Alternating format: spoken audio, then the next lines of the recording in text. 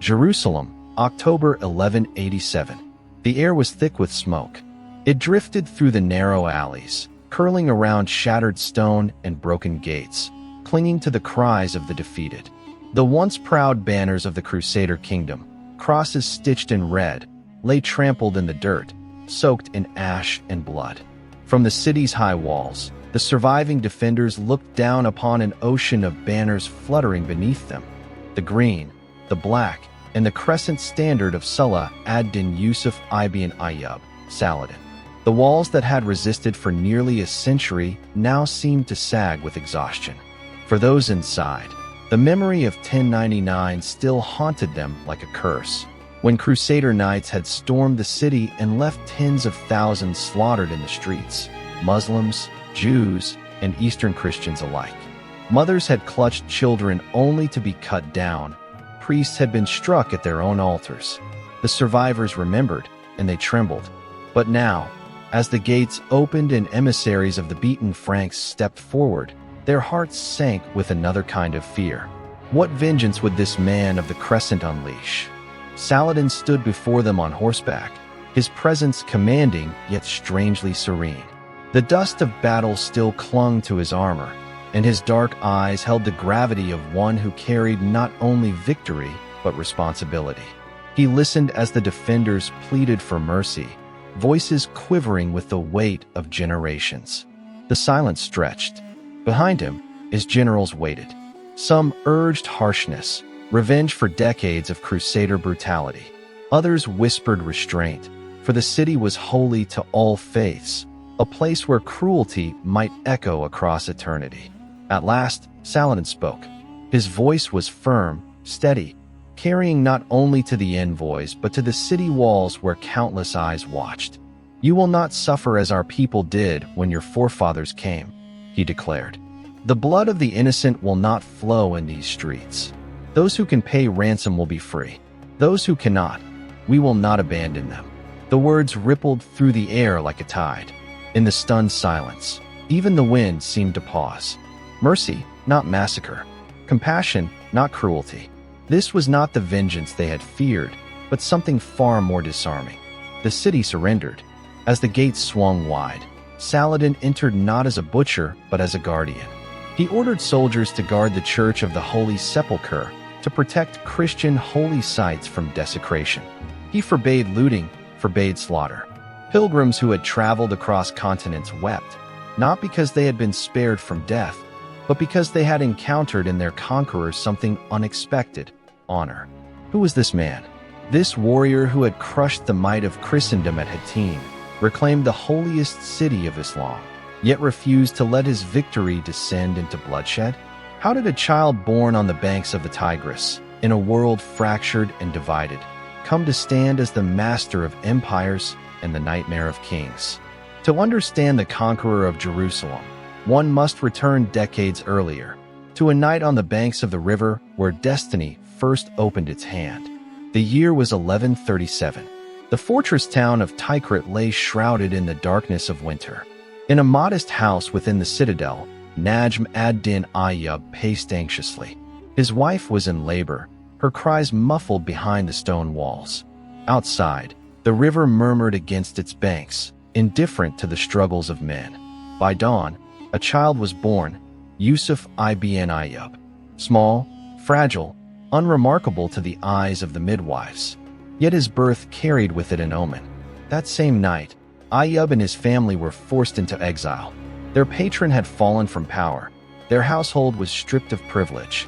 With the infant in his arms, Ayyub fled into the cold, leaving Tikrit behind forever. Thus, Saladin entered the world not in triumph, but in displacement. In the years that followed, Yusuf grew under the shadow of uncertainty. His family found refuge in Mosul, then later under the protection of the rising power in Syria, the great Emir Nur ad-Din.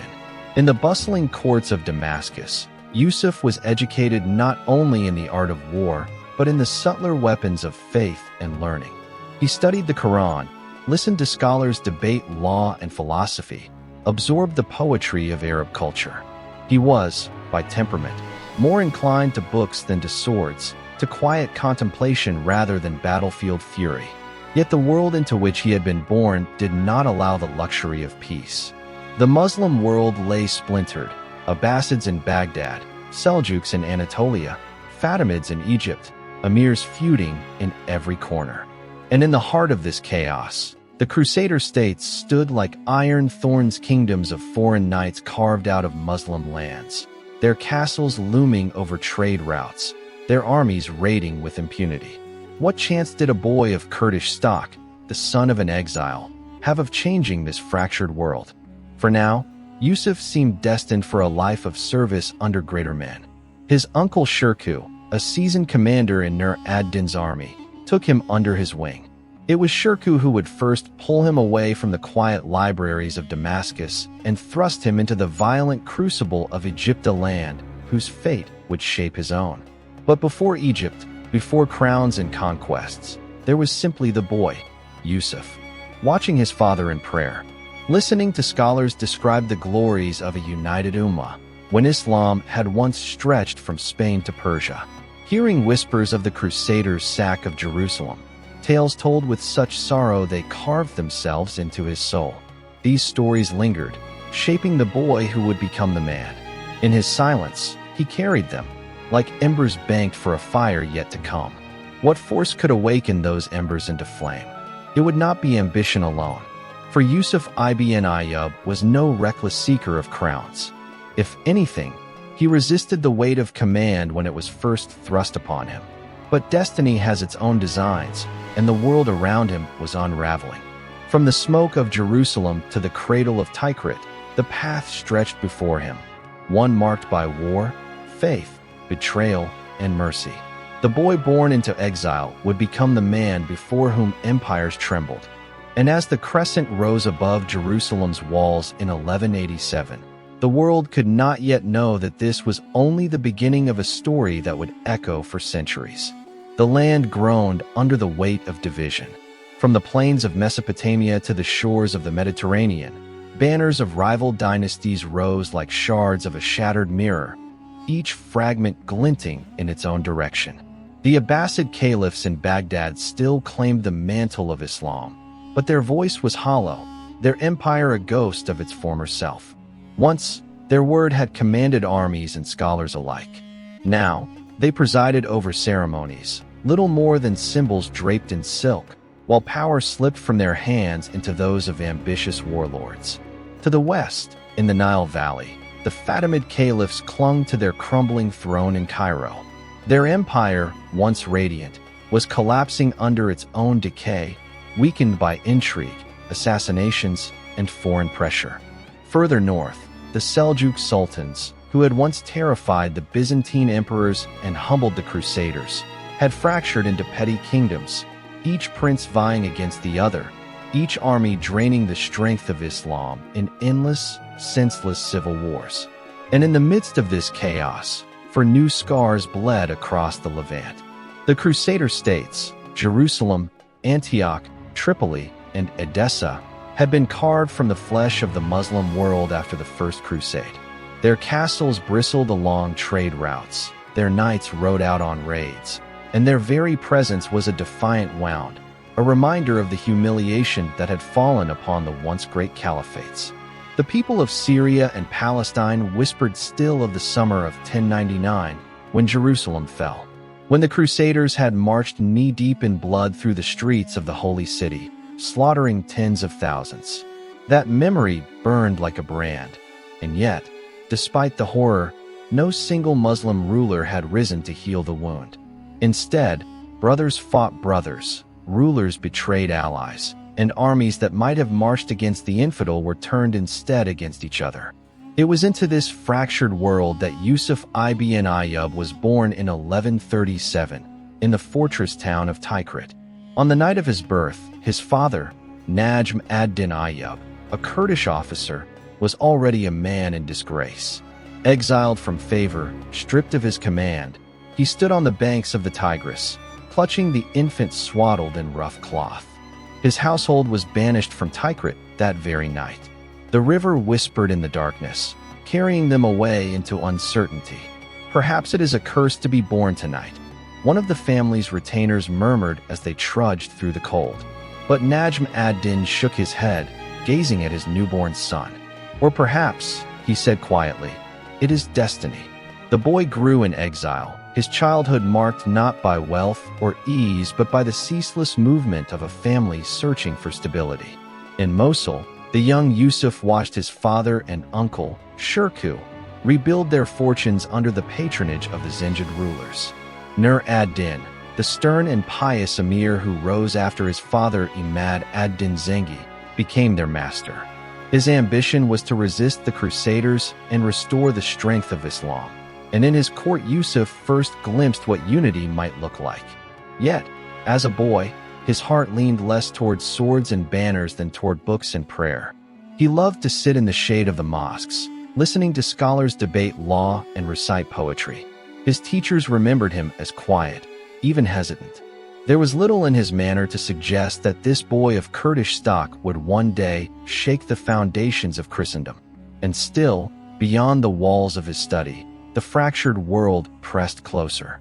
Crusader patrols harassed caravans, their castles looming on every horizon. The emirs of Aleppo, Damascus, and Mosul plotted against one another, each scheming for dominance, each preferring rivalry to unity. How long could such division last while an enemy kingdom flourished in Jerusalem itself? One evening, as Yusuf sat with his father, he asked the question that had troubled him for years. Why do the Franks hold Jerusalem? Why do we fight one another while they keep the holy city? Najm ad-Din sighed, his eyes heavy with the burden of experience. Because men hunger for their own power more than they hunger for God's cause, he said. Unity is harder than war, Yusuf. Remember that. The boy listened, and though he said nothing, the words etched themselves into him. When Yusuf turned to manhood, the divisions only deepened.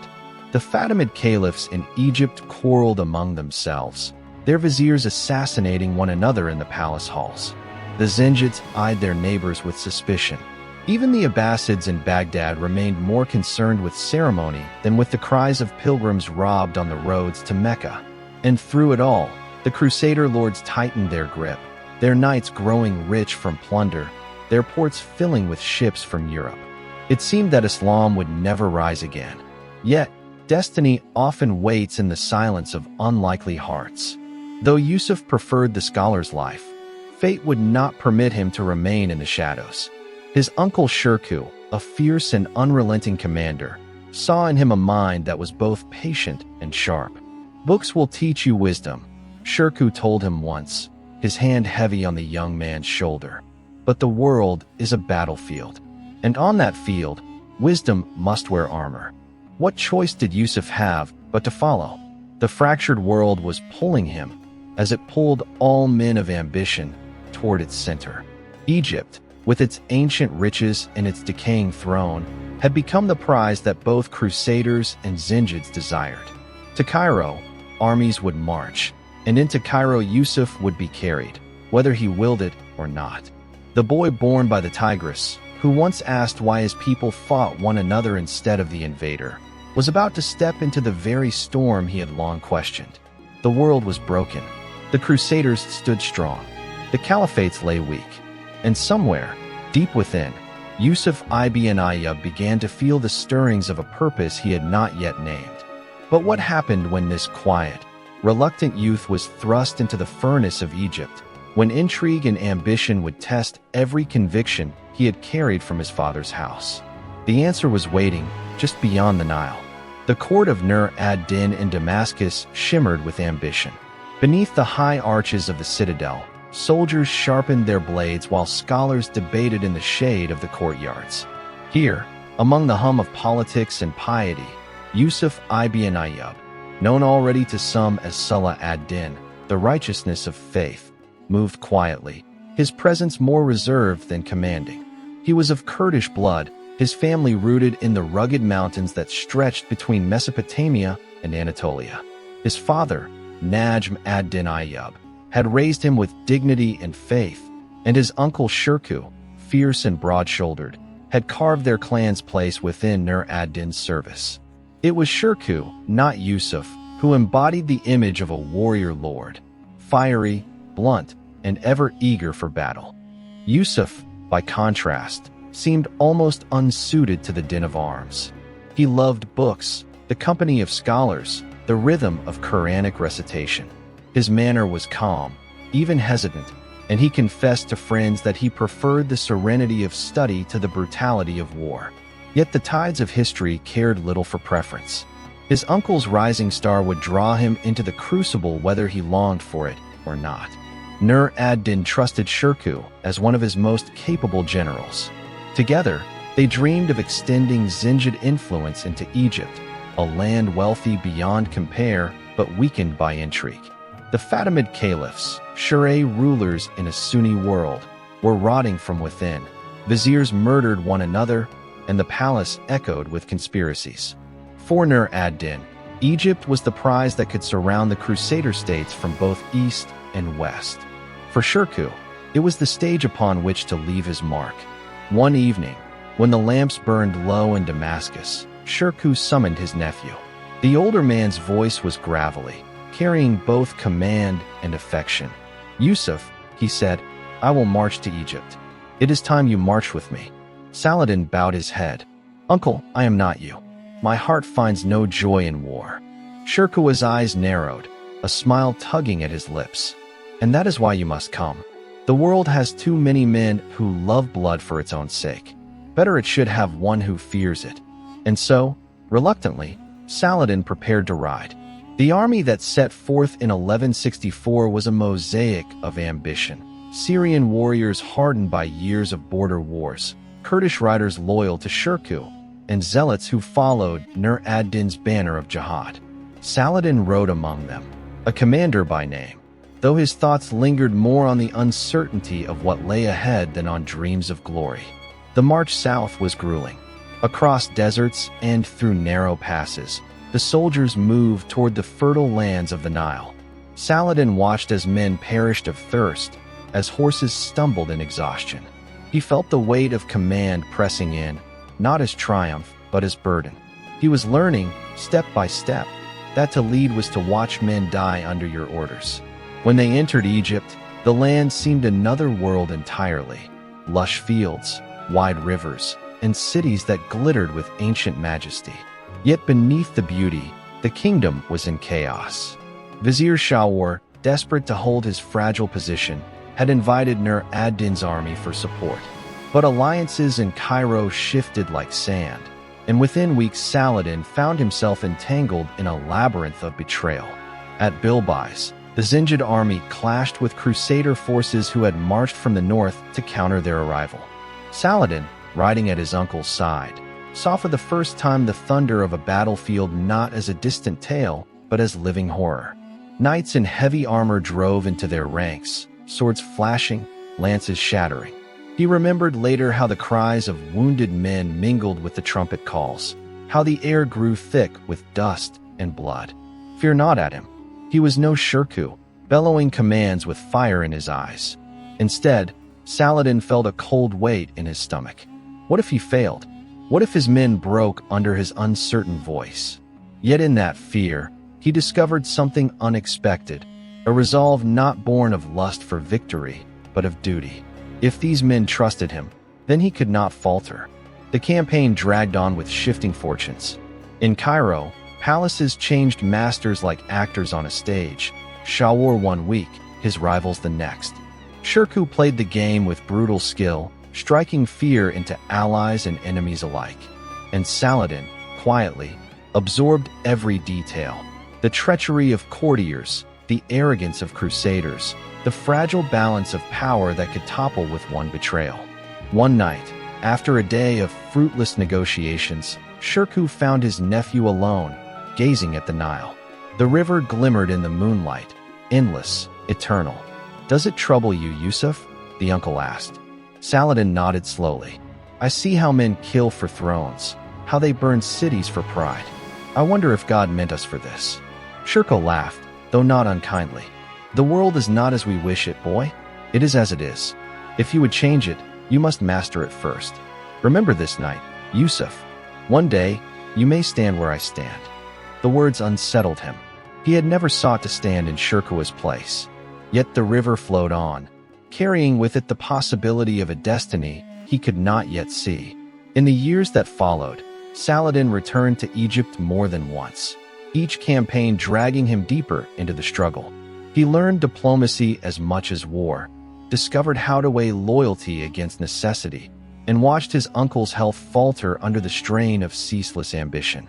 The reluctant courtier was becoming, piece by piece, a commander. But the crucible was not yet finished. The final trial, the moment that would tear him from the shadows and thrust him into the heart of Egypt's fate, still lay ahead, waiting in the chambers of Cairo where power changed hands with every heartbeat. And when death came suddenly for Shirkuh, the question loomed like a blade above Yusuf ibn Ayyub. Would the reluctant scholar step forward, or would he vanish into obscurity as another man seized the prize? The road to Cairo shimmered with heat, its dust rising in golden waves as Shirkuh's army pressed forward. Banners snapped in the wind, Kurdish horsemen rode at the flanks, and at the center, Yusuf ibn Ayyub, Saladin, rode in silence, his gaze fixed on the horizon where the Nile Valley awaited. Egypt was no ordinary prize. It was a kingdom rich with grain and gold, yet hollowed by years of intrigue, its Fatimid rulers clinging to power like shadows clinging to twilight.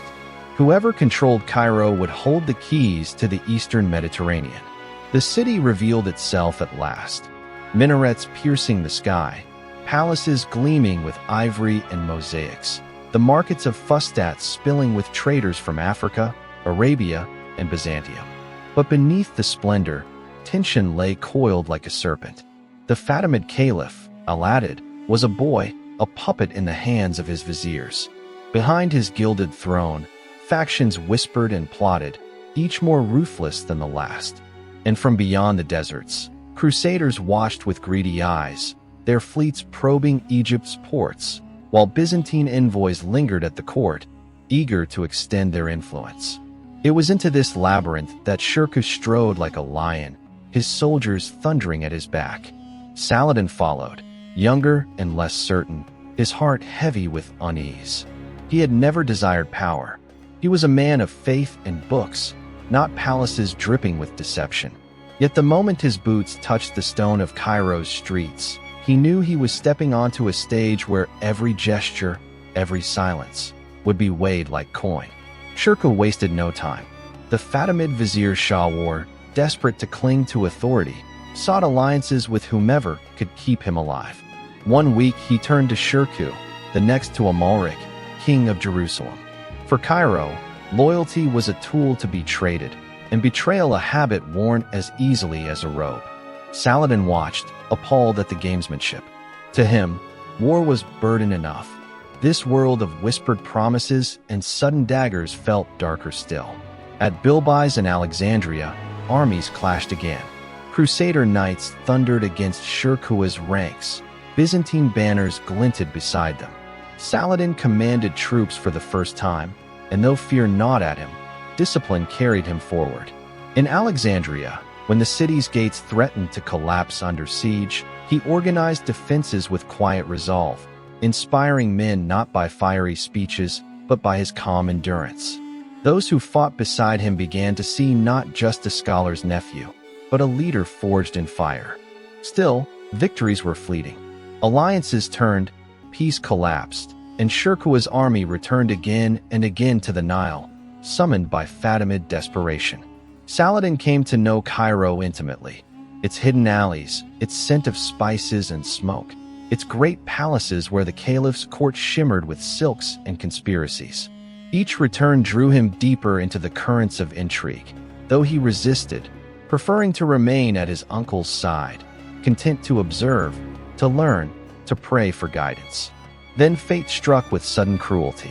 In 1169, after years of campaigns and shifting fortunes, Shirkuh, victorious and newly appointed vizier of Egypt, was struck by sudden illness. Within days, the great lion of Nur ad-Din's armies was gone. His body was carried from the palace in solemn silence. His ambitions ended in the very city he had sought to control. The question hung in the air like a storm. Who would replace him? Cairo's nobles whispered, Crusader envoys watched keenly, and Nur ad-Din's messengers pressed for an answer. To the astonishment of many, and most of all to himself, the choice fell upon Saladin. He was young, untested, known more for piety than for ruthless ambition. Yet the Fatimid Caliph Al-Adid, perhaps seeking a man he could manipulate, raised him to the office of vizier. And so, in the glittering halls of Cairo, Yusuf ibn Ayyub, once reluctant courtier, hesitant soldier, suddenly stood as the most powerful man in Egypt. The weight was crushing. On his first night in office, Saladin withdrew to a quiet chamber overlooking the city. The noise of Cairo, markets, prayers, laughter, conspiracies, echoed faintly through the stone. He spread his prayer rug, knelt upon it, and pressed his forehead to the ground. "O Lord," he whispered, "I did not seek this burden. If this is from you, then grant me strength. If not, take it from me." The moonlight bathed him in silver. He prayed long after the city had fallen to sleep, his heart wrestling with doubt. Could he resist the temptations of power? Could he hold Egypt when Crusaders threatened from the west, Byzantines schemed from the north, and Nur ad-Din watched from Damascus with sharp suspicion? Every step seemed fraught with peril. The Fatimid court eyed him warily, their Shi'a faith at odds with his Sunni convictions. Some plotted to remove him, others sought to draw him into their webs of deceit. Envoys from Amalric of Jerusalem arrived with offers cloaked as threats. And beyond the palace, Cairo's streets pulsed with uncertainty, the people unsure whether this foreigner, this Kurdish outsider, could possibly govern them. But Saladin moved carefully, like a man crossing a bridge of glass. He reduced his own luxuries, walking humbly through the streets to be seen by the common folk. He gave alms generously, won the trust of soldiers by sharing their hardships, and sought counsel from scholars whose wisdom he respected more than the flattery of courtiers. He did not thunder like Shirkuh. He did not dazzle with eloquence. Instead, he endured, quietly, steadily, as though testing his own soul with every passing day. Whispers grew. "The young vizier is unlike the others," the merchants said. "He is not greedy." Soldiers muttered, "He fights with us, not above us." The people began to watch him with cautious hope. And yet, in the shadows, enemies sharpened their daggers. What would happen when the Fatimid Caliph, the boy on the throne, came of age or turned against him? What if Nur ad-Din, suspicious of his growing authority, demanded his submission? What if the Crusaders, stung by their failures, returned in greater numbers to strike at Cairo's gates? The Nile flowed on, silent and eternal, while Saladin knelt once more in prayer. Above him, the stars glittered, indifferent to the struggles of men. He had not sought command, yet command had found him. Egypt was his crucible, and within its heat, he was being shaped for a destiny neither he nor the world yet fully understood. Cairo stirred before dawn, its call to prayer weaving through the stillness of narrow alleys and rising over the domes of mosques. From the citadel, Saladin gazed across the awakening city, a world he now ruled yet did not fully command. Egypt was his to govern, but not yet his to unite. The Fatimid Caliphate still lingered like a shadow, its Shi'a traditions rooted deep in the soul of the city, its clerics whispering resistance behind marble screens. He, a Sunni Kurd, stood at the heart of a faith divided, walking a knife's edge between devotion and diplomacy. Every Friday sermon in Cairo's mosques became a battlefield of its own. For generations, the preachers had invoked the names of the Fatimid caliphs, pledging loyalty to their Shi'a cause. Saladin listened in silence as those words filled the air, though his heart urged for change. To overturn them too quickly would spark revolt, but to delay too long would leave Egypt bound to a dynasty crumbling into dust.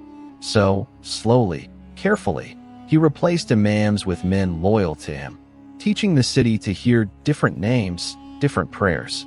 The turning point came quietly, almost imperceptibly. One Friday, the khutbah rang out not in the name of the Fatimid Caliph, but in that of the Abbasid Caliph in Baghdad, the symbolic head of Sunni Islam. Some in the congregation stiffened, murmurs rippling like wind across tall grass.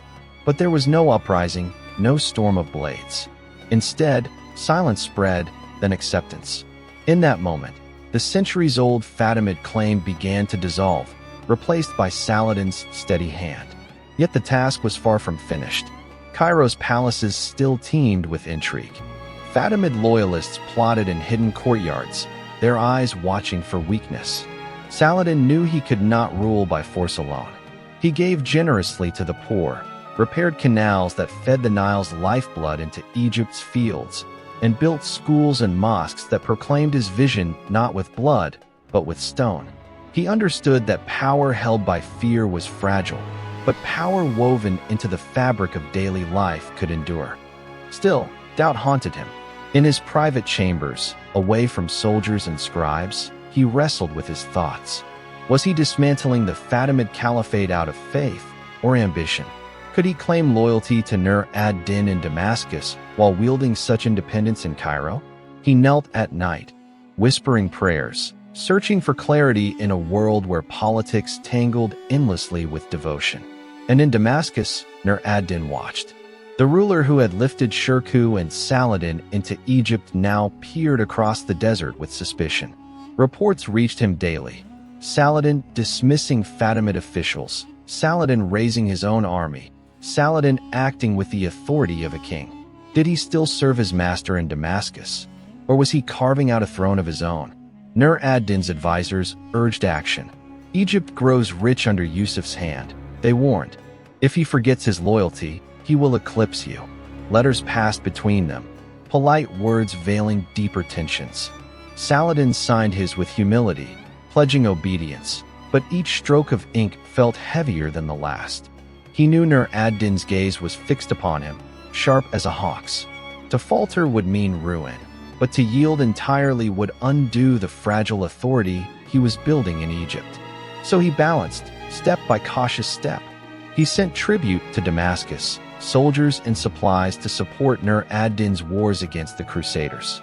At the same time, he fortified Cairo's defenses, expanded his own armies, and placed loyal men in every key post. To Nur ad-Din, he offered service. To Egypt, he offered stability. And within himself, he wondered how long this delicate dance could last. There were moments when the mask slipped, when Saladin's burden became visible. One evening, after a day of council wrangling and petitions from merchants and generals, he walked the gardens of Cairo alone. The moonlight gleamed upon the fountains, and the murmur of water softened the city's distant noise. A companion found him seated beneath a cypress, head bowed, lips moving in prayer. When asked what troubled him, Saladin answered softly, "A man who holds power stands between two abysses. One is betrayal of those who trust him. The other is betrayal of his own soul. Which is worse, I cannot yet tell." But history pressed forward, relentless. The Fatimid dynasty weakened, its young caliph Al-Adid more symbol than sovereign. In 1171, when the boy fell ill, Saladin tended to him with courtesy, yet knew the end was near. And when Al-Adid died, the 1,000-year-old caliphate died with him. No new Fatimid ruler rose in Cairo. Instead, the Abbasid name was proclaimed openly, and Egypt was drawn firmly into the Sunni world. The city did not erupt. Instead, it seemed to exhale, as if weary of centuries of division. But beyond Cairo's walls, the implications rang louder than any battle trumpet. Saladin had extinguished the Fatimids without a civil war, securing Egypt under his own authority. To allies, it was a triumph. To rivals, it was a warning. And to Nur ad-Din, it was a cause for unease. What would happen now when master and servant no longer stood as unequals, but as two rulers commanding vast realms? Would loyalty hold, or would ambition demand a reckoning? The answer hovered in the desert air, waiting, as Saladin mounted his horse and looked northward, toward Syria, toward Nur ad-Din, and toward a destiny that no longer belonged only to another man's shadow. The news came on a hot summer day in Cairo, carried by a rider who had spurred his horse near to death across the deserts of Syria. Nur ad-Din was gone. The ruler of Damascus, the stern hand who had once guided Saladin into Egypt, lay dead in his 49th year. The man who had been both patron and master, both mentor and looming shadow, had left behind no strong heir. His son, a boy of 11, inherited titles without the strength to bear them. When word spread, the courts of Aleppo, Mosul, and Damascus filled with whispers. Rival emirs sharpened their ambitions, each dreaming of carving Nur ad-Din's fractured dominion into their own fiefdoms. The Crusaders, too, stirred restlessly beyond their walls, scenting weakness. In Cairo's citadel, Saladin stood silently, the parchment bearing the news clenched in his hand. Nur ad-Din's death was not just the fall of a man. It was the collapse of a pillar that held together the fragile unity of Syria. Now the question loomed: who would take his place? Saladin knew the answer many feared to speak aloud. To leave Syria divided would invite ruin, not only for Damascus but for the whole of Islam. Yet to march north, to place himself as the inheritor of Nur ad-Din's mantle, would be seen by some as ambition too bold, even treachery. Still, the choice lay before him. He could not hesitate. Within weeks, his banners were raised. The Nile's waters glittered in the sun as Saladin's army streamed out of Egypt, long lines of horsemen and foot soldiers moving north across the desert sands. Their shields gleamed, their banners bore verses of faith, and at their head rode the man now known not only as vizier, but as sultan. The march was not welcomed everywhere. In Damascus, courtiers loyal to Nur ad-Din's son bristled at Saladin's arrival, wary that he would claim their city in the name of unity. In Aleppo, rival emirs prepared for war rather than submit to him. And in Mosul, the powerful Zingid lords watched with suspicion, ready to defend their inheritance. When Saladin entered Damascus, he did so not as a conqueror, but as a pilgrim. The gates opened without bloodshed, the people recalling his service under Nur ad-Din and his reputation for justice. He prayed in the Ahmed Mosque, his head bowed beneath its towering arches, presenting himself not as usurper, but as guardian, protector of the boy heir, defender of Sunni orthodoxy. The people cheered, though in the halls of power daggers were still drawn in whispers. But Damascus was only the beginning. To claim Syria, he would need more than words. The following months were marked by campaigns that tested every fiber of his endurance. From Homs to Hama, from Aleppo to Baalbek, Saladin faced fortresses perched on jagged cliffs and armies determined to halt his advance. Sometimes he triumphed with steel, storming strongholds beneath clouds of arrows. Other times, he won with patience, offering negotiation where war would bleed his men dry. At Aleppo, the defenders jeered from the battlements, shouting that they would never bow to an upstart Kurd from Egypt. The siege dragged on, hunger gnawing at both sides, until diplomacy achieved what force could not. And always, in the back of his mind, the shadow of Nur ad-Din lingered. Was he carrying his master's legacy forward, or was he betraying it by grasping too much? The emirs whispered that Saladin cloaked ambition in the language of faith, but his soldiers followed him still, believing that his cause was greater than crowns. But victory did not intoxicate him. When Mosul submitted, Saladin did not strip its emirs of honor. He offered them respect, even positions of trust, binding them not through fear, but through loyalty. "What I take, I hold for God," he declared. "Not for Yusuf, not for Ayyub, not for any family. If I am strong, it is only to shield the weak." In those words lay the secret of his power. Men who once cursed him now bent the knee not because they were crushed, but because they were convinced. Rivals became allies, their grudges soothed by his generosity, their ambitions redirected into his vision of unity. Even those who distrusted him personally could not deny the greater cause he carried. And beneath it all, Saladin's charisma worked quietly, almost invisibly. He spoke to generals not as a tyrant, but as a companion in hardship. He remembered the names of soldiers, shared their meals, and knelt beside them in prayer. Around campfires, he would listen more than he spoke, his dark eyes intent, his words few but precise. To the weary and the cynical, he offered the one thing they had long forgotten, a sense of purpose. Yet unity did not come without cost. Nights found him hunched over parchment, composing letters that carried both strategy and weariness. In one, He wrote to his brother, "The burden grows heavier, though the banners rise higher. I pray that one day I may set aside the sword and walk again in peace, for war consumes even those who survive it." His exhaustion was real, but so too was his faith. When doubt crept in, he returned to the quiet rituals of prayer, bowing his head upon the earth, whispering verses to steady his heart. To his men, he was tireless. To his family, in private, he admitted the toll. But always, he rose the next morning, armor strapped, vision unshaken. And so, by blade and by word, by patience and by mercy, the dream began to take form. Damascus was his, Aleppo his ally, Mosul his partner. For the first time in decades, the crescent stood united beneath one banner. But what would this unity mean when the true test lay not within, but without? Beyond the horizon, the Crusader lords sharpened their swords, their castles looming over the Holy Land. The question was no longer whether Saladin could unite Islam, but whether that unity could withstand the storm that was coming. The sun blazed mercilessly over the sands of the Levant, where dust and silence often cloaked the scars of war. Yet in the spring of 1187, a single act shattered the fragile peace that had lingered between Crusader and Muslim. Reynold of Chatillon, the red-haired lord of Carrick, infamous for his cruelty, struck with ruthless arrogance.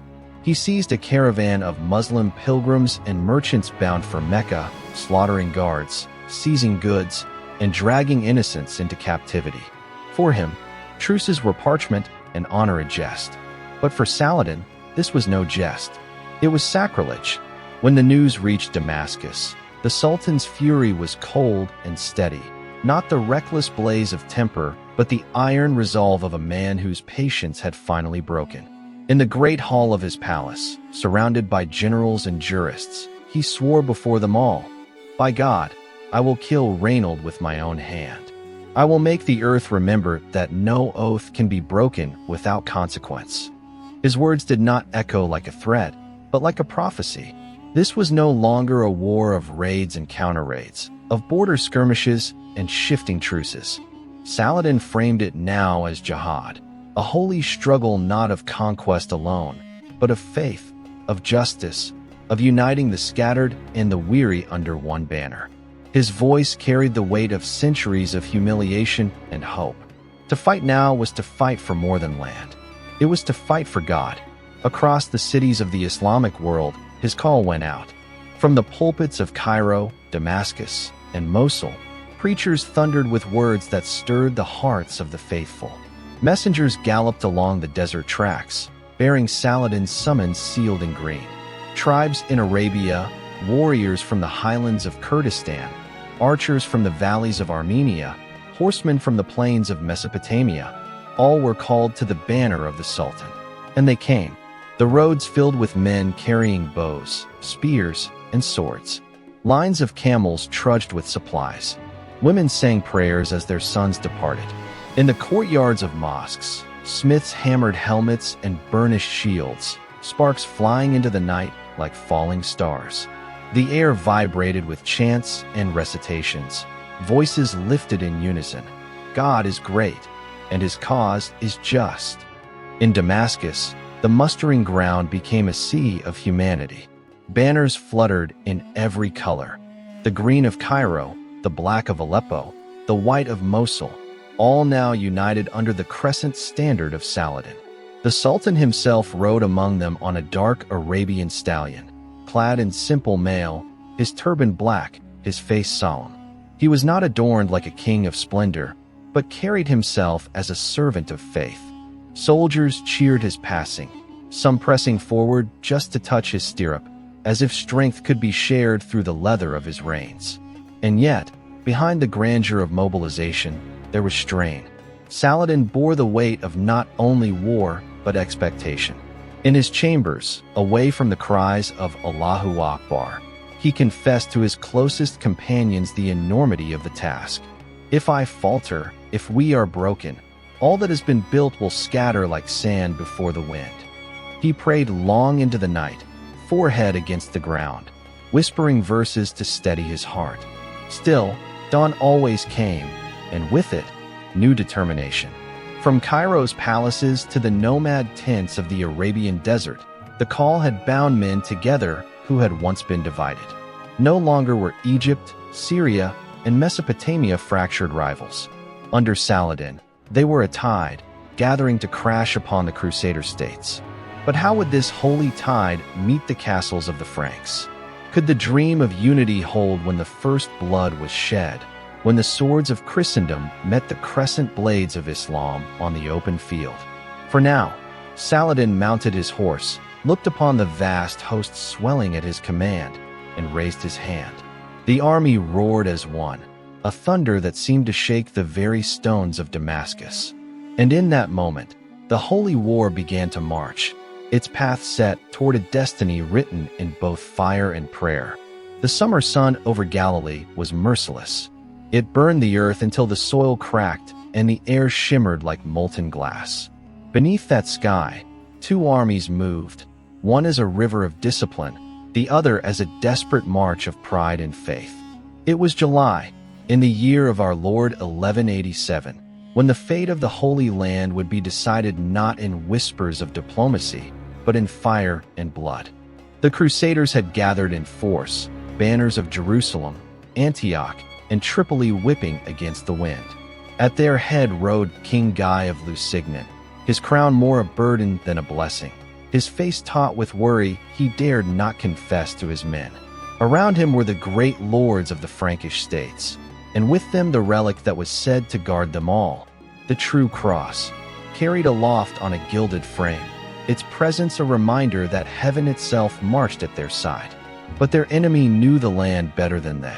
Saladin had studied their every move, every weakness, every prideful miscalculation. He allowed the Franks to leave the safety of their fortresses, lured them east toward Tiberias, away from water, away from shade, into the vast and open wilderness where the sun could become as deadly as the sword.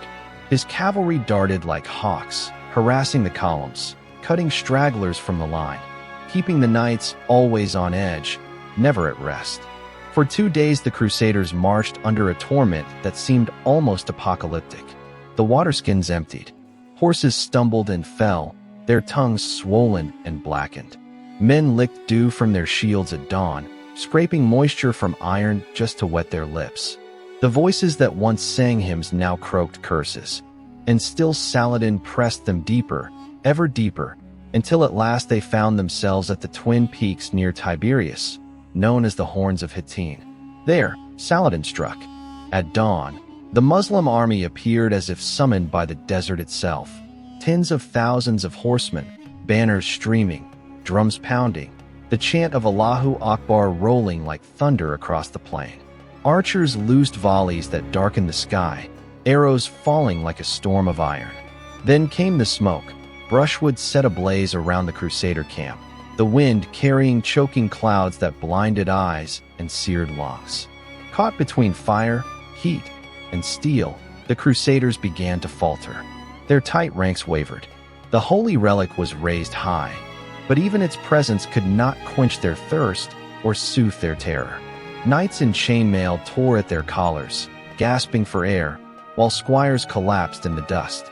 The Templars, proud and unyielding, tried to rally charges, their heavy cavalry thundering forward. Yet each time they broke upon Saladin's lines like waves against a cliff, shattered, encircled, cut down. Saladin himself watched from a rise, his face composed, his eyes burning with a quiet fire. Years of patience, of maneuvering, of sacrifice, all had led to this moment. He had told his men the night before, "Tomorrow, we will strike a blow from which the enemy shall never recover." Now, as he saw the Crusaders break, he knew the hour had come. The battle raged through the day. By afternoon, the once proud army of Jerusalem was a ruin. The true cross, symbol of their faith, was seized, its bearers slain. Men fled toward the hills, only to be hunted down. By evening, the ground was carpeted with corpses, the cries of the wounded rising like a dirge. And then, silence, broken only by the groans of the defeated. King Guy was captured alive, dragged before Saladin's pavilion with his lords.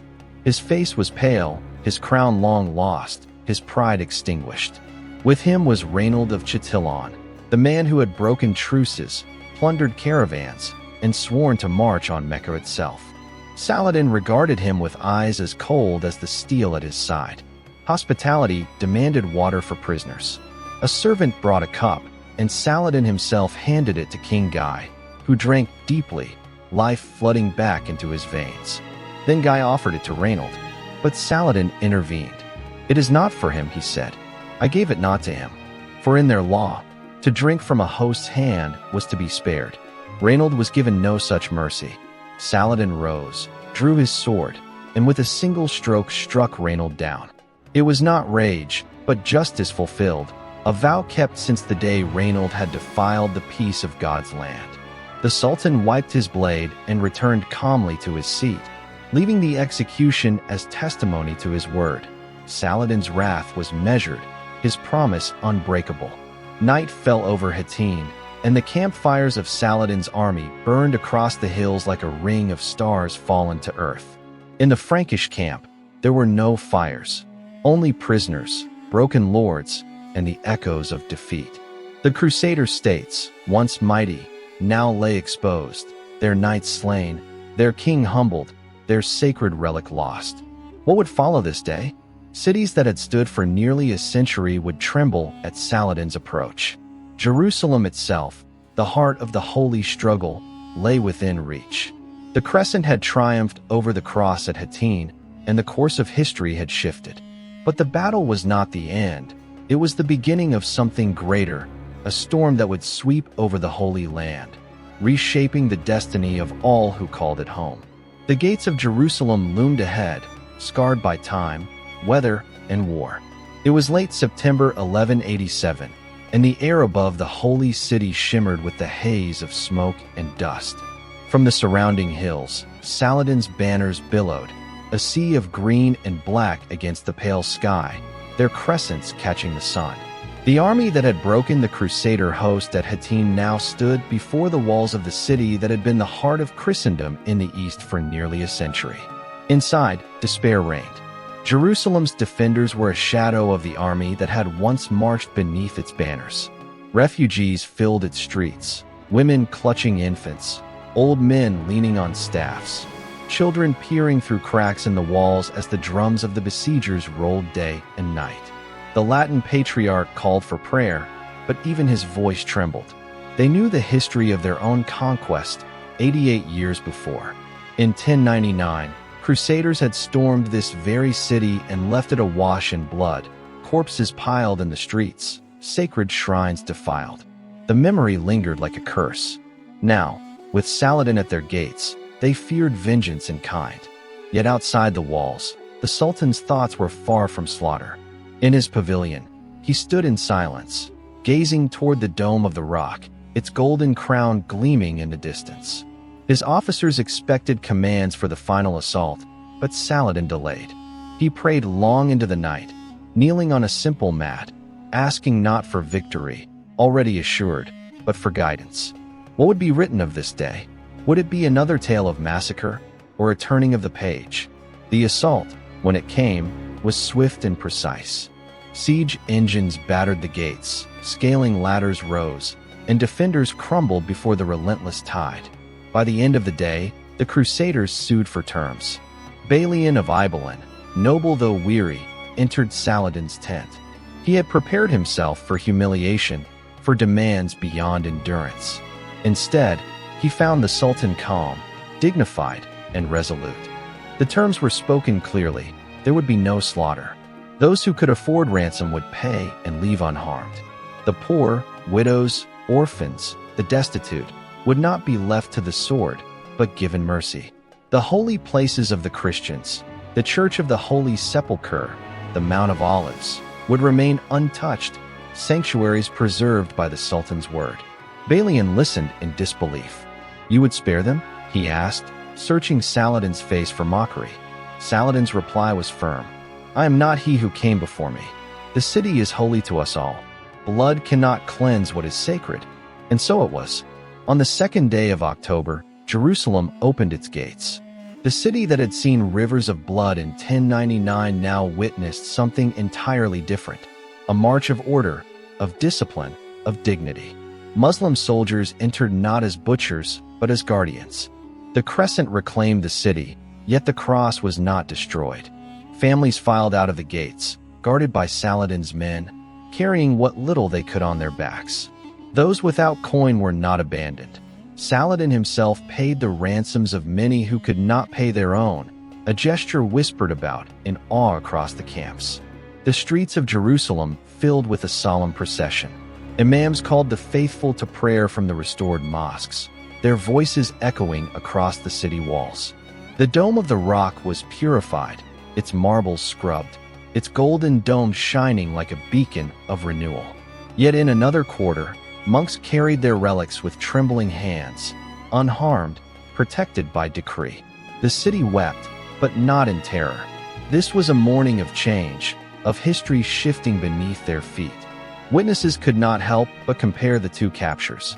Where the Crusaders had drenched the stones with blood, Saladin had stayed his sword. Where the invaders had burned and desecrated, the Sultan preserved and protected. In a land long scarred by vengeance, this act of mercy was more shocking than cruelty would have been. But outside the walls, as the news spread, a storm was already brewing. Messengers rode across the Levant, across the sea, bearing word of Jerusalem's fall.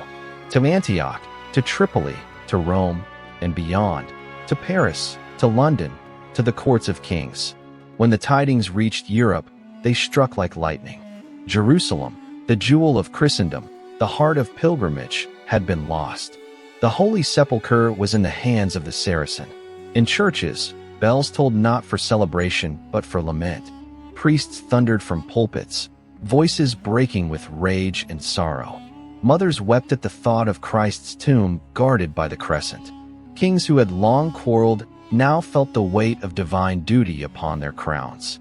Frederick Barbarossa in the German lands, Philip Augustus of France, Richard the Lionheart of England, each heard the cry that swept across Christendom: a new crusade must be born.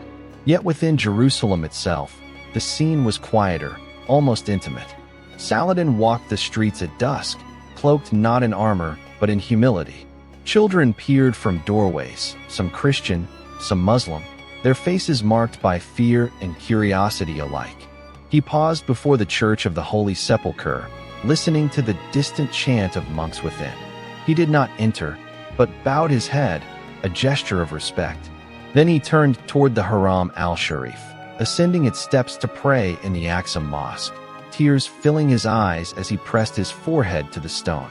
The Sultan had reclaimed the city not for himself, but for faith, for the unity of a people long divided. Yet even he knew peace would not follow. Mercy was a sword of its own. It could win hearts, but it could also enrage enemies who could not comprehend it. And beyond the horizon, ships were already being built. Armies were gathering. The Lion of England, the might of France, the Empire of Germany, they would march, not in months, but in years. The Third Crusade had been born, and it would carry fire back to the gates of Jerusalem. The sea was alive with sails, a forest of white and crimson crosses rising over the horizon. The long-awaited kings of the West had come, drawn by the fall of Jerusalem. Among them, one name echoed like thunder across the Levant: Richard of Anjou, King of England, warrior, crusader, the Lionheart. He arrived not as a pilgrim, but as a storm, his reputation racing ahead of him. A man who sang to his soldiers in camp, who wielded his sword with the strength of 10, and whose fury in battle could scatter armies like chaff in the wind. For Saladin, the news was both a warning and a challenge. At last, he would meet a foe whose brilliance matched his own. It was no longer a war of attrition, no longer sieges and skirmishes. It was to be a duel of kings, each embodying his world, each fighting not just for land, but for God, honor, and legacy. The clash came first at Arsuf, September 1191. Richard's army marched south along the coastal road, their right flank guarded by the sea, their left shadowed by Saladin's cavalry, always circling, always pressing. The heat was suffocating, the dust blinding, and the din of drums and war cries ceaseless. Saladin unleashed wave after wave of horse archers, their arrows falling in black clouds, testing the discipline of the Crusader columns. The knights yearned to charge, to break free of Richard's iron control, but the Lionheart reined them in, his banner always steady, his voice commanding calm. He knew Saladin's game, to provoke rashness, to scatter order into chaos. Hours passed under fire, the march unbroken, until at last Richard gave the signal. The Templars on the vanguard wheeled, lowered their lances, and thundered forward. The cry of Deus Vult split the air.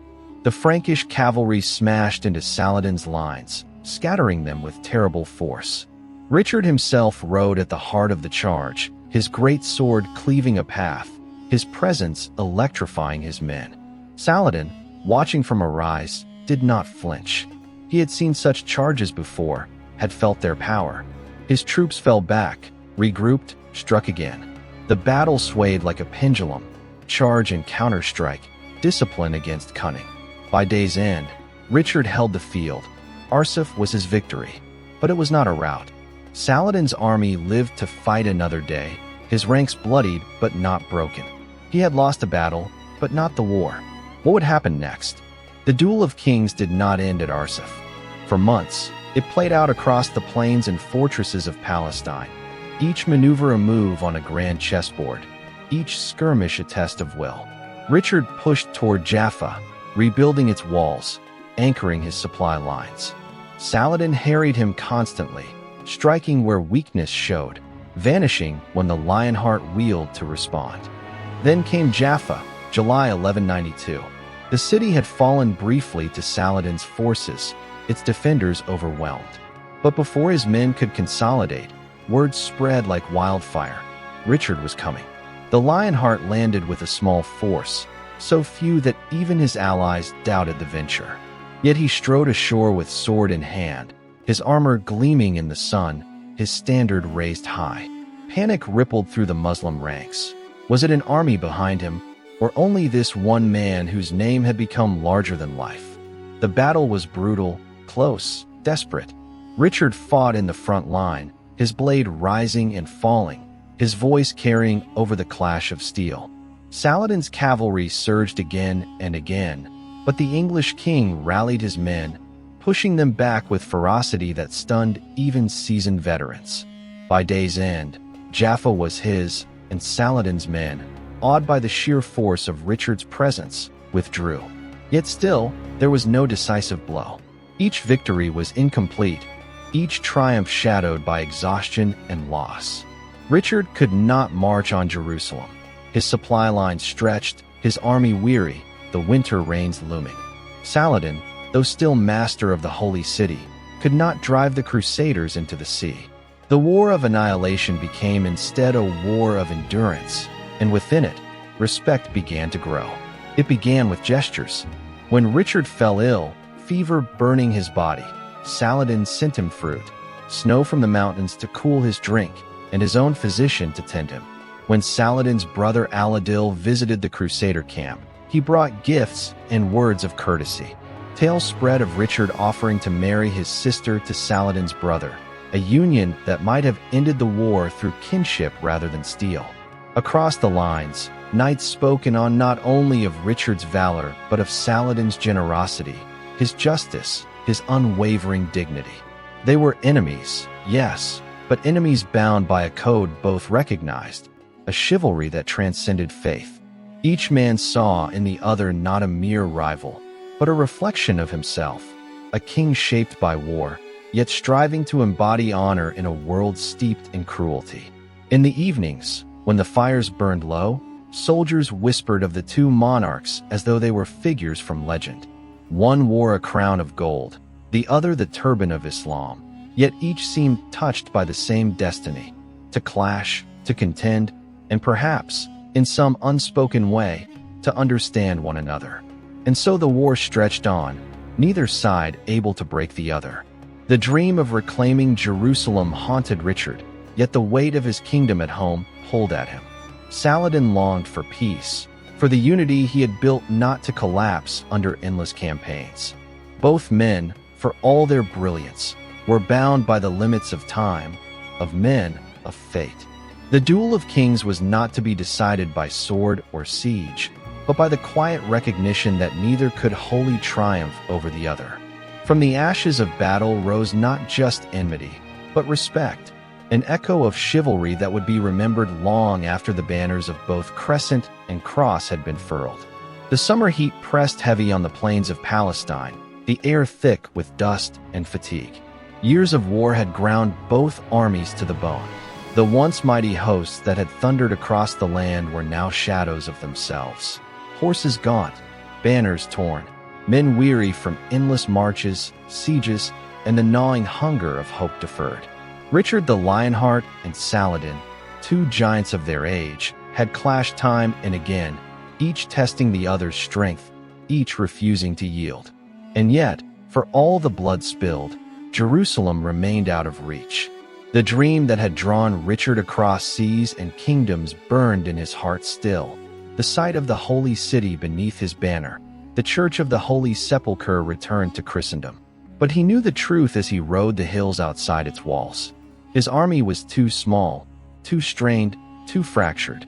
The rains were coming, the supply lines fragile, his enemies at home restless for their king's return. He could strike, but at what cost?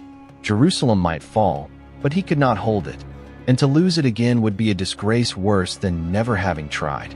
Within the city, Saladin weighed the same torment in reverse. He had defended Jerusalem, preserved it when all seemed lost, but his enemies still lingered along the coast. Acre remained in their hands, a fortress that stood like a thorn in his side. He had dreamed of sweeping the Franks into the sea, erasing their presence forever from the land. Yet their kings had proven stubborn, their knights fierce, their faith unbroken even in defeat. He could batter them, bleed them, drive them from the fields, but not extinguish them entirely. The war had become not a crusade nor a jihad, but a stalemate. And still, both men fought on.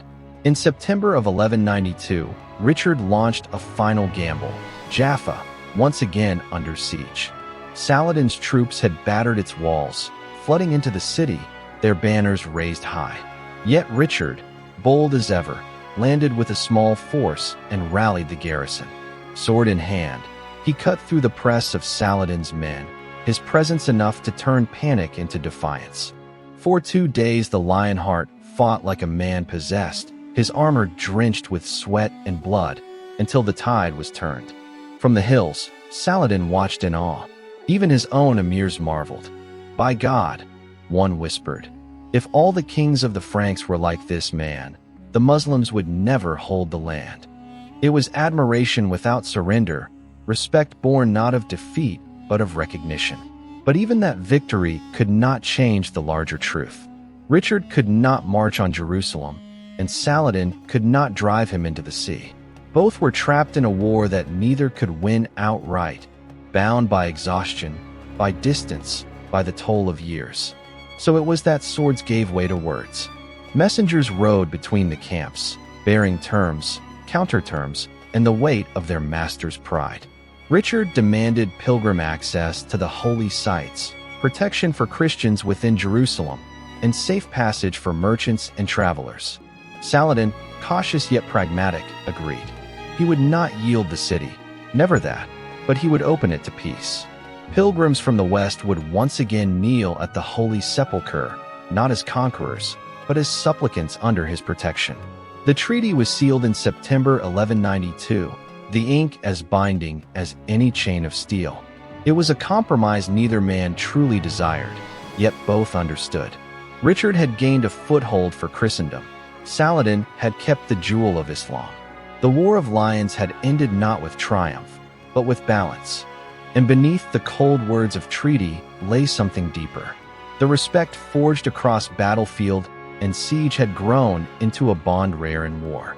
Richard had sent his brother's offer of marriage to Saladin's kin. Saladin had sent him fruit and medicine in sickness, his own physician to ease the Lionheart's pain. Chivalry had crossed the lines of faith, softening enmity into something close to fellowship. But peace was not triumph. Saladin knew it as he returned to his court. His men cheered him as the savior of Jerusalem, yet in his private letters he confessed his weariness, his longing for rest. The Crusader states still clung to the coast, small yet unbroken. His dream of uniting all the Muslim world, of cleansing the land of foreign invaders, remained unfinished. Richard too rode away unsatisfied.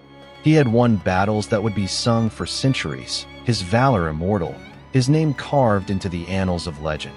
Yet he had not reclaimed Jerusalem.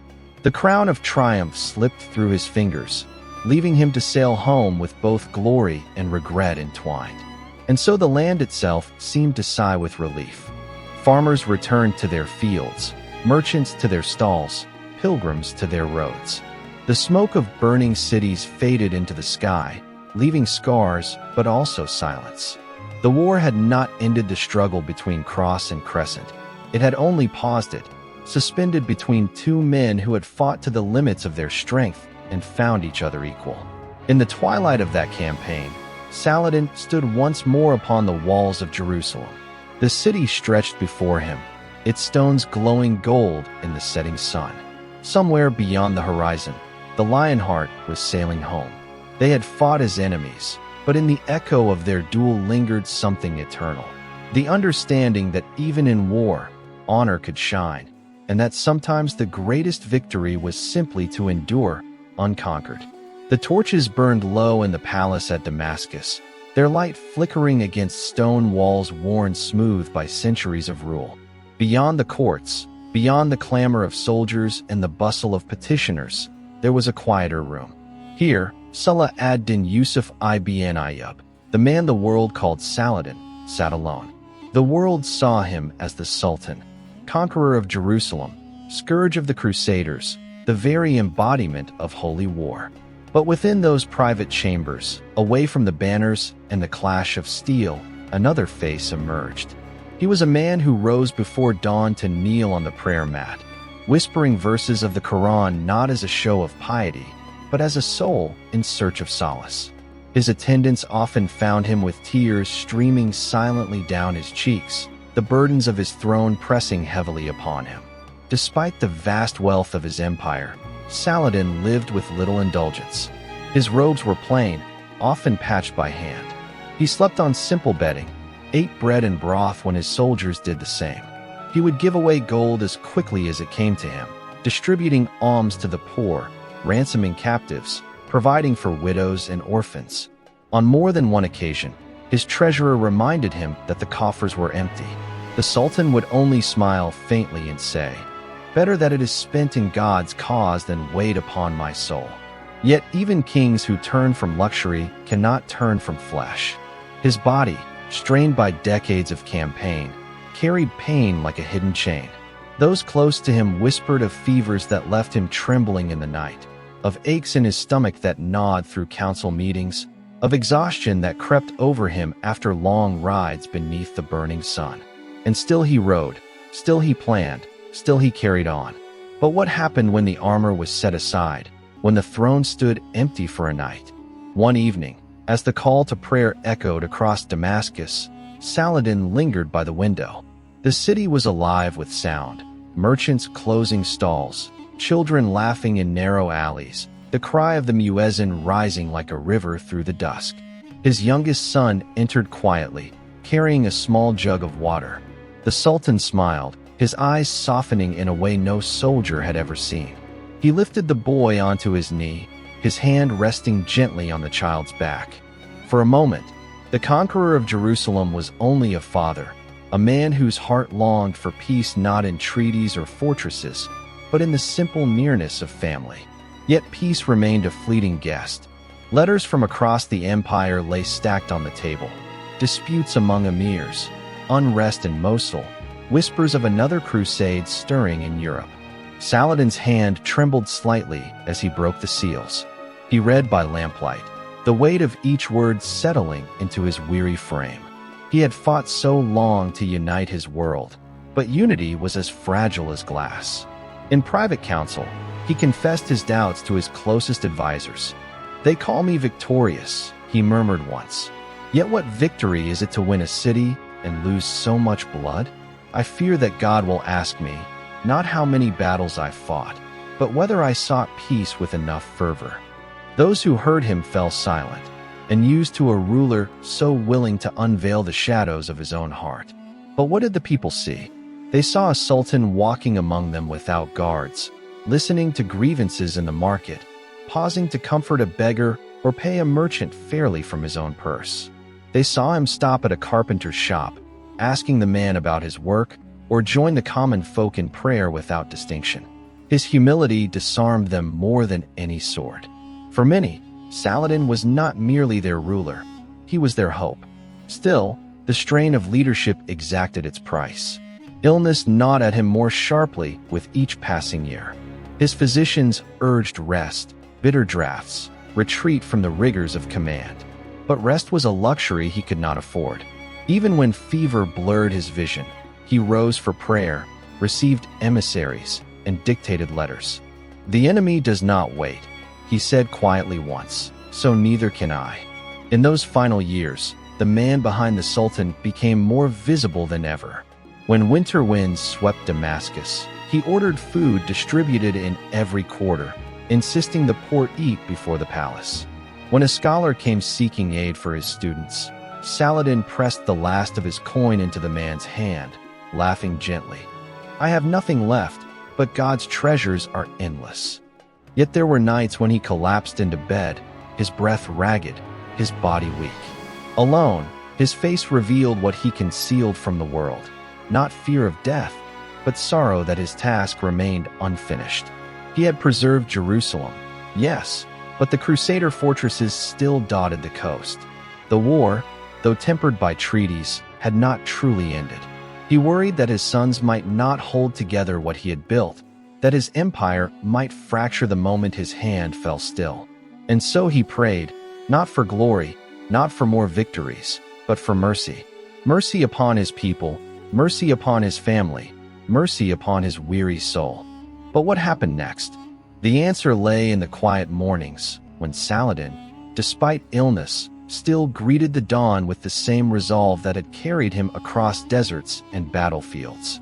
The city awoke to the sound of hooves as he rode out to review his men, the Sultan still present, still unbroken, even as the man beneath the crown slowly faded. To the world, he remained the indomitable warrior, the just ruler, the Lion of Islam.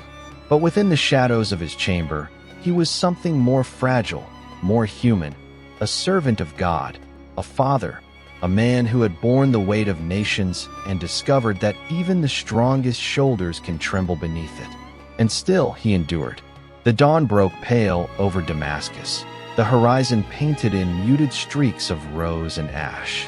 Saladin stirred from his bed, the weight of illness pressing against his chest like a silent enemy. His attendants urged him to rest, but the Sultan's voice, hoarse yet resolute, cut through their pleas. A man may lay aside his sword only when the Almighty calls him. Until then, we ride. And so he rose, wrapped not in silks but in a plain cloak, his breath short, his steps slower than it once had been. Still, his eyes burned with that same fierce light that had carried him from Cairo to Jerusalem. The empire he had forged stretched from the Nile to the Euphrates, and with it came endless demands, letters from governors, cries from border towns, whispers of Crusader ships once more gathering along the coast. His body faltered, but duty did not. It was the winter of his years, and yet the seasons of war knew no end. Bands of Crusaders raided from their strongholds, striking villages along the coast. Bedouin tribes wavered in loyalty, some tempted by the lure of Christian gold. Emirs squabbled, their ambitions rising as they sensed their sultan's strength waning.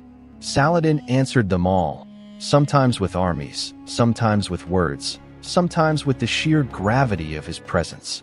But what happened when even presence was tested by weakness? On the plains near Acre, word came that a contingent of Crusaders threatened Muslim caravans. Saladin, fever burning in his blood, mounted his horse. Those close to him begged him to remain behind.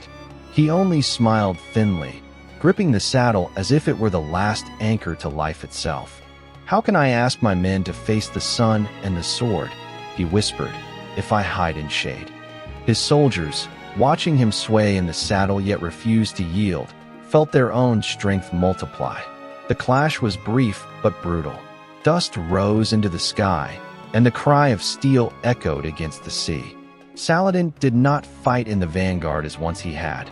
Instead, he directed the lines, his commands steady though his hands trembled. When victory came, his men cheered, but they saw him dismount with difficulty, leaning heavily on his attendants. The Lion of Islam was not slain, but time was carving its wounds upon him. At night, back in his tent, he sat by a single oil lamp, poring over letters from governors in Aleppo, Mosul, and Cairo. He paused to write with his own hand, his script elegant though slowed. To one emir he urged patience, to another he commanded obedience, to yet another he extended forgiveness. Between the lines of authority lay the hidden lines of fatigue, his body yearning for rest, his spirit unwilling to surrender. And yet, in these years, another side of him emerged. The Sultan who once rode like a storm now walked gently among the sick, visiting hospitals he had founded. He listened to the poor, distributed alms with what coin remained, and comforted mothers whose sons had fallen in war. When a drought struck near Jerusalem, he sent provisions from Damascus, declaring, "The land we fought to liberate must never hunger under my watch." But what did he whisper in the silence of his chamber? There, in the stillness, he admitted his fear, not of death, but of leaving behind a fragile world.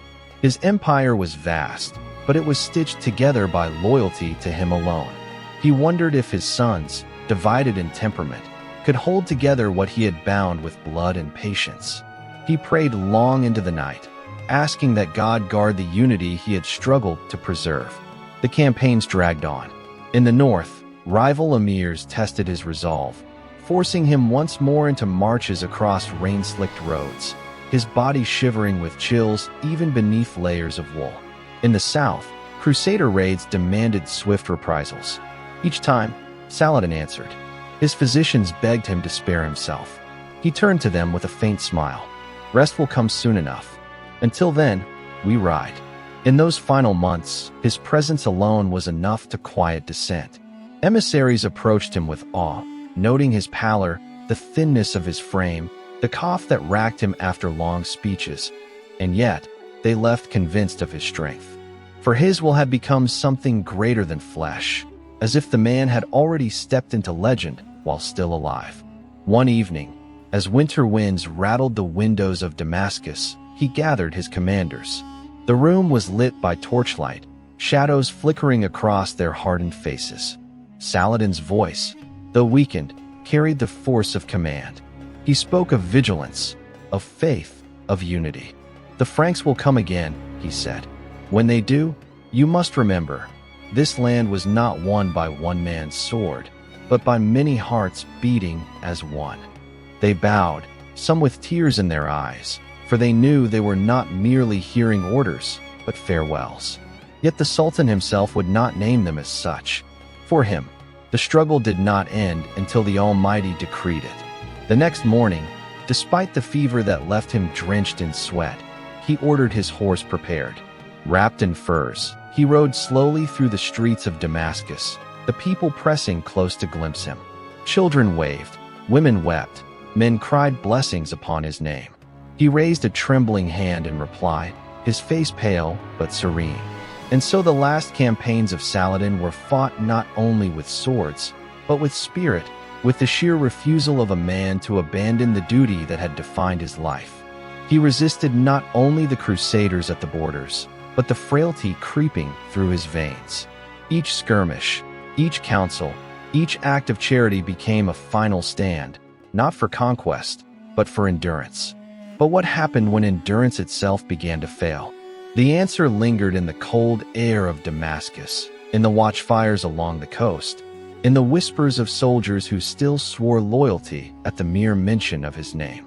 The Sultan's body might falter, but his presence, unyielding, unbroken, remained the shield of his people. And still, he wrote, the city of Damascus lay quiet under the early spring sky, its minarets rising like watchful guardians over narrow, winding streets. In the palace, the Sultan who had once shaken the world lay upon his bed, his breathing shallow, his once commanding frame wasted by fever. Servants moved softly, fearful of breaking the stillness, while physicians whispered to one another, their remedies exhausted.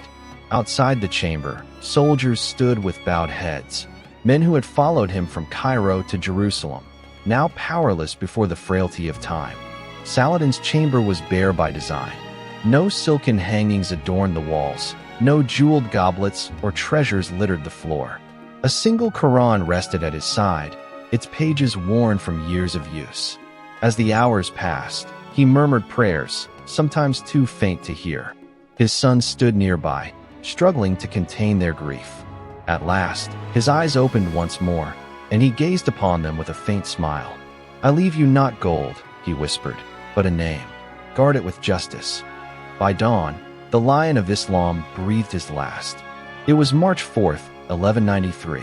Word spread like fire through the streets of Damascus. The cry of mourning rose from mosques, from markets, from every alley where men and women gathered to weep. The Sultan was gone. But what happened when the man whose shadow had stretched across continents was suddenly no more? His attendants entered his treasury, expecting to find the wealth of an empire.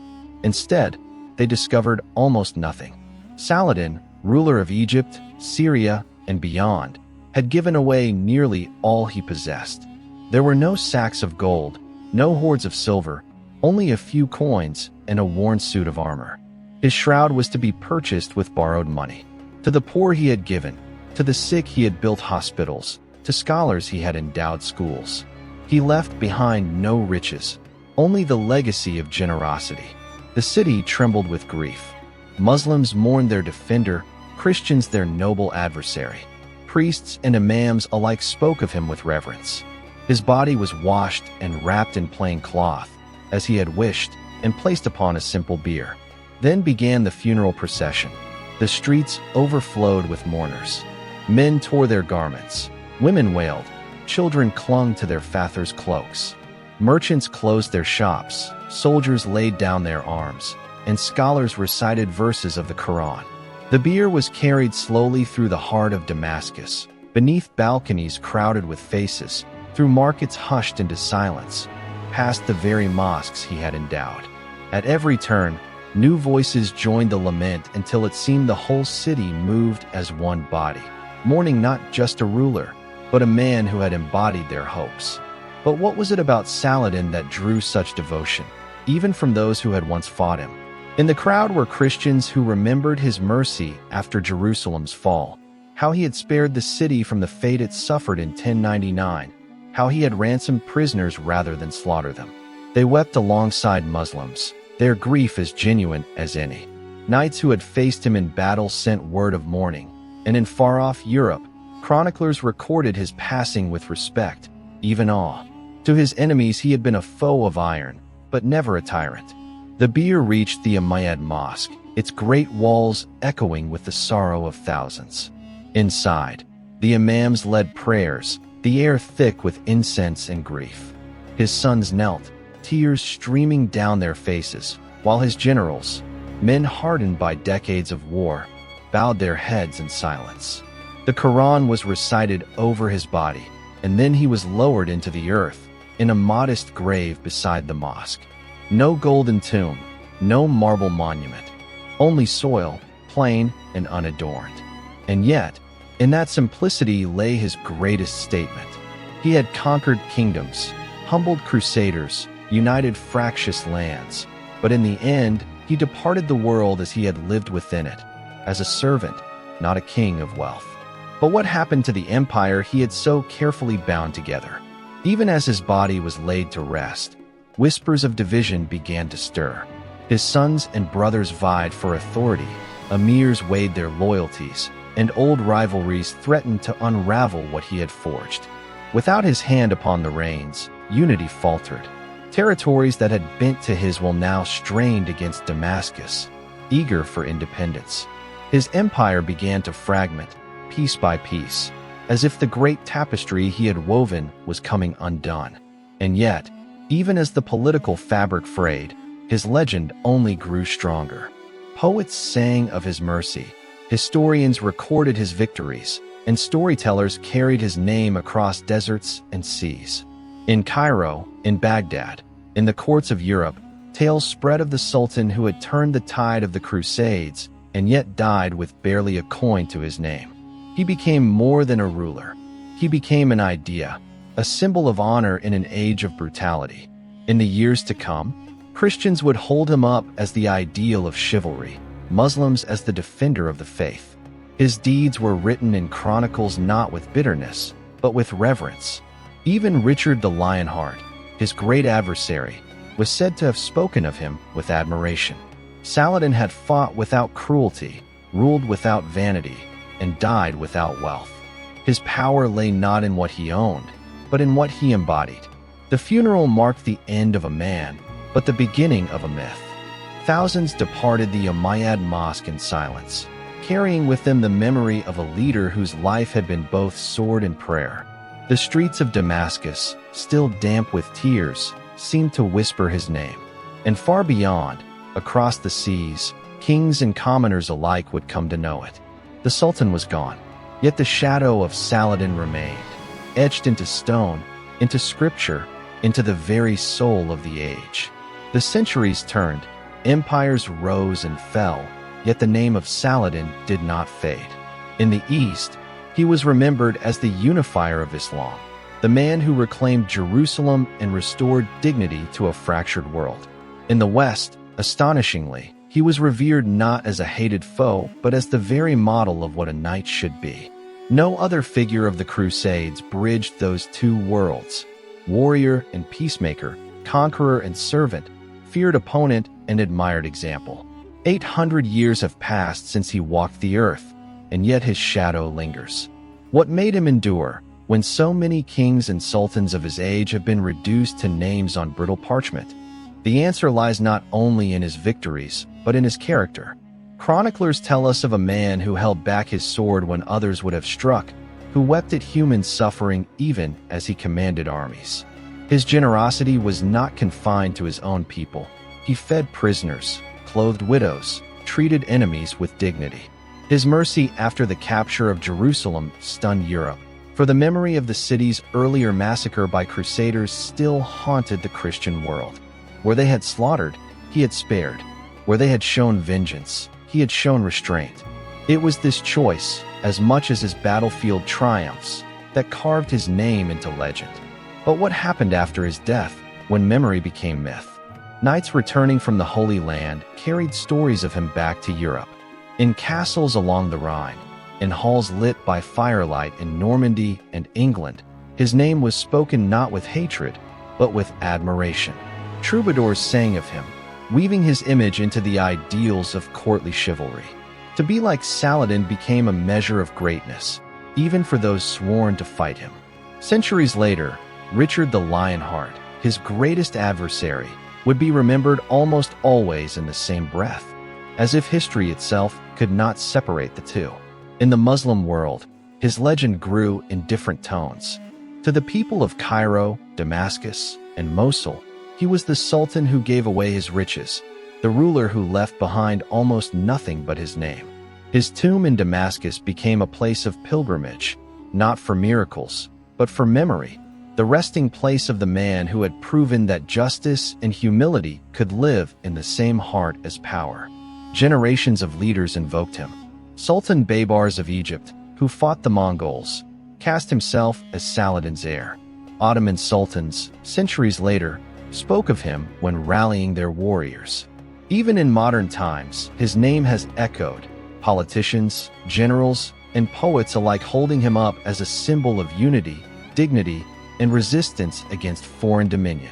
His image has crossed banners and books, his story retold to remind each new age of what honor looks like in the face of overwhelming struggle. But why did his memory also endure in the West, long after the crusading spirit itself had faded? Perhaps because Saladin revealed an uncomfortable truth, that the enemy could be nobler than one's own leaders. Crusader knights, who had ridden east in the name of God, often returned home carrying tales not of their own righteousness, but of Saladin's. Chroniclers such as William of Tyre, who had every reason to vilify him, instead wrote with respect. In later centuries, European writers reimagined him as the paragon of courtesy, generosity, and knightly valor. Dante placed him in the first circle of his Divine Comedy, not among the damned, but among virtuous non-Christians, alongside philosophers and poets. To elevate a Muslim sultan to such a place was radical, and yet it testified to the power of his legend. But what is legend without flesh? Behind the stories lay a man of contradictions, a warrior who longed for peace, a ruler who feared the weight of power, a conqueror who chose humility over grandeur. He laughed with his children, prayed with tears in his eyes, and confessed in letters his exhaustion with endless war. His strength was not that he was without doubt or weakness, but that he carried them with him and still acted with conviction. His story endures because it was not only one of victories and banners, but of humanity, something both enemy and ally could recognize. As centuries passed, the Crusades themselves slipped into the distance, blurred by new wars and new empires. But the memory of Saladin refused to vanish. His name became larger than the battles he fought. He was no longer simply the conqueror of Hattin or the liberator of Jerusalem. He became a symbol of the idea that power could be wielded with mercy, that greatness lay not in destruction but in restraint. From medieval Europe to the modern Middle East, from poets to politicians, his legend has been retold, reshaped, and reimagined. In each retelling, one truth remains. Even in an age drenched with cruelty, he chose honor. That choice, more than any victory, is what echoes through time. And so the story closes, not at the gates of Jerusalem or in the palace at Damascus, but in the echo of his name carried across centuries. Saladin, al-Nasir Salah al-Din Yusuf ibn Ayyub, defender of faith, enemy yet friend, conqueror yet servant, sultan who rose from a fractured world to bind it together. He showed the world that even in an age of iron, mercy could shine brighter than steel. That is why, 8 centuries later, his name still lingers on the lips of kings and commoners alike, not as a relic of the past, but as a reminder of what leadership, at its most human, can be.